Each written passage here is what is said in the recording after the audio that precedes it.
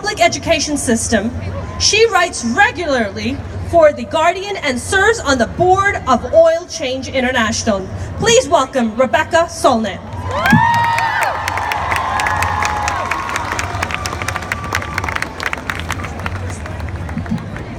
Wow, you all are why I'm hopeful, and I'm here to talk about hope and power, and apparently reverb. So it's an honor to be here on the lonely land I've lived on all my adult life after a childhood on Coast Miwok land. And my new slogan is, don't ask what's going to happen, we are what's going to happen. And I see you all out there, and you are happening. And so that's what the Women's March was about 2 years ago. Trump won a minority victory because of so many things. Massive suppression of the voices and votes of people of color, misogyny, the failings of the mainstream press, and Silicon Valley's corrosive effects. It would have been easy at that point to say patriarchy had won, white supremacy had won, that the demonization and persecution of immigrants and refugees had won, that climate denial had won, that corporate capitalism and hyper inequality had won. They would have won if we did nothing. But we did something. We did many things. We woke up, stood together, shouted out, organized, and got out the vote. We invigorated movements around immigrants and refugees' rights, around voting rights, around women's rights, around trans and queer and Muslim rights, around racial justice. 2 years ago, we marched in what turned out to be the single biggest protest in the history of this country, by far. There was never anything like it, and it wasn't all in the big cities that you heard about. It was in little towns in Alaska and Nebraska. So, what? We marched to be with each other in public, to be strong, to be fearless, to be civil society, to face history, to make our own destiny. We marched together in public from Anchorage to Miami and 500,000 little towns in between. 2 years later, we are stronger than them. And if we remember our power and our goals, if we love more than we hate, if we work more than we watch, we can win. Slowly, imperfectly, step by step, but we can win a lot of what's worth winning. I see the changes mounting and ideas evolving. 2 years ago, we didn't have Me Too. We didn't have the Sunrise Movement.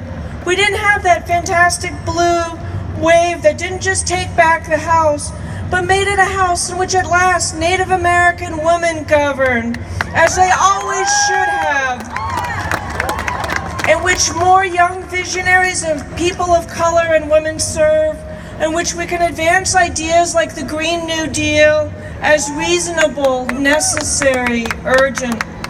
I see the demographic change that will make this a non-white majority nation in a quarter century. There's no stopping that. The essay that impacted me the most in 2018 was by Michelle Alexander, author of The New Jim Crow. She argued that we are not the resistance, they are the resistance. We are the river they're trying to hold back, but we are unstoppable.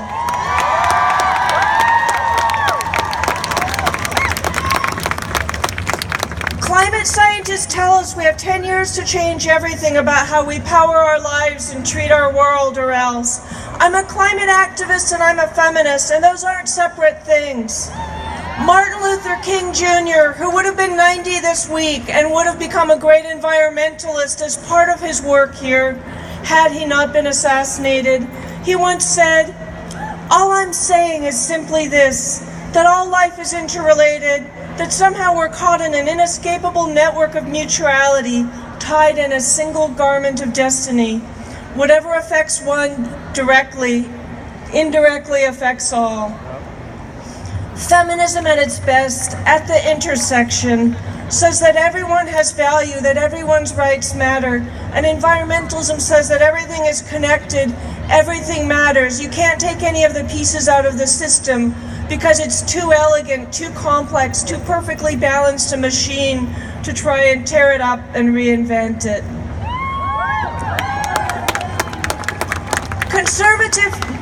Conservative philosophy at its essence is a lie that nothing is connected, that we're all alone, that we should be selfish because nobody's for you and you're not for anybody. There's a lot of talk back. That environmentalism, feminism, humanism tell us the opposite. We are together, we are connected, we can shape the forces around us, but they shape us. From inequality of opportunity to the health or contamination of our air, our water, our food. That the US is not separate from Central America, that the fate of our societies is not separate from the fate of our oceans and forests, that the carbon in the upper atmosphere shapes what happens here below, that we must remember the past to make the future. Let us wear that single garment of destiny King spoke of with pride. Let us become seamstresses who stitch it into something that fits everyone and leaves no one bare and unprotected. Let us remember that we are not the dam of resistance, we are the irresistible river. And now let us flow through the streets, unstoppable. We are what is going to happen. Thank you.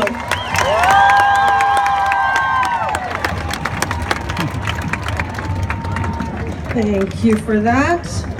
Before I bring on my next speaker, I just want to take